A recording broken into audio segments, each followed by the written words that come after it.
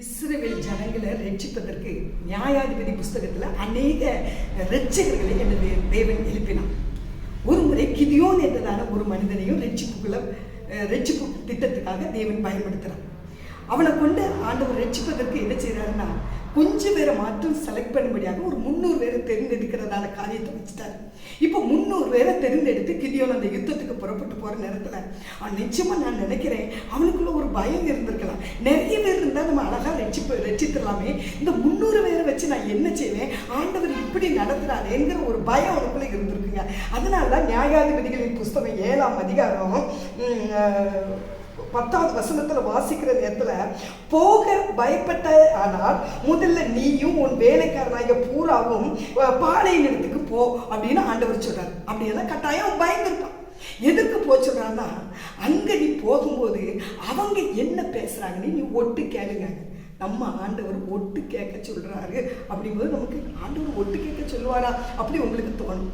யாருக்குங்க ஏன் ஆண்டவர் ஒட்டு கேட்க சொல்றாருன்னா, சில நமக்குள்ள நற்செய்தி, நமக்கு வைத்திருக்கிற ஆசீர்வாதங்கள் யாருக்கிட்ட இருக்கு தெரியுமா? நம்ம எதிரிக்கிட்ட இருக்கு. அது எப்படின்னா பார்த்துக்காங்க, நீ விளங்கவே மாட்ட அப்படின்னு எதிரி வாயில சொல்றாங்கன்னா, அதை நீங்க கேட்குறீங்கன்னா என்ன அர்த்தம்னா, நீங்க நல்லா இருக்க போறீங்கன்னு அர்த்தம். நீ வாழ மாட்ட அப்படின்னு எதிரி பேசுறான்னா, ஆண்டவர் சொல்றாரு நீ வாழ போற, நீண்ட நாள் வாழ போற. அதுதாங்க ஒட்டு கேட்க சொன்னதுக்குரிய காரியம். ஏனென்றால் சத்துரு நம்மளை எப்படி வாழக்கூடாதுன்னு நினைக்கிறானோ அதை தான் தேவன் கரத்துல எடுத்து அதை மாற்றி நம்மளை ஆசீர்வதித்து நம்மளை உயர்த்துகிறான். அதற்காக தான் சத்துரு பேசும்போது நீ டென்ஷன் ஆகாத, அவன் சொல்ற வார்த்தையில நீ குழம்பாத, கலங்காத. ஏனென்றால் அதை மாற்றி காட்டுற தேவன் தான் நான் உன்னுடைய தேவன் என்பதாக. அதனால கிதியோனை ஆண்டவர் சொல்றாரு, நீ போ, அங்க போய் அவன் என்ன பேசுறான்னு நீ பேசி ஒட்டு கேளு அப்படின்னு சொல்லி அனுப்புறாரு. அதே மாதிரி கிதியோனும் அவனுடைய வேலைக்காரனும் போறாங்க. அங்க போன நேரத்துல அந்த எதிரிகளுடைய பாளையத்துல ஒருத்தன் ஒரு சொப்பனம் காக்கிறான். அந்த சொப்பனம் என்னன்னா, ஒரு சுட்ட அப்பம் உருண்டு வந்து ஒரு கூடாரத்து மேல மோதுது. இப்போ அந்த கூடாரம் விழுந்து போயிட்டு, இவனை சொப்பனத்தை பார்த்துட்டு பக்கத்துல இருக்க சொல்றான், நான் இப்படி ஒரு சொப்பனம் கண்டேன், அந்த சுட்ட அப்ப வேற யாரும் இல்லை, அது கிதியோன் தான், அந்த கூடாரம் நம்ம தான், அவன் வந்து நம்மளை விழத்தள்ள போறான். இதை வந்து கிதியோன் ஒட்டு கேட்ட உடனே அவனுக்குள்ள என்னது வந்துட்டு ஒரு தைரியம் வந்துட்டுங்க.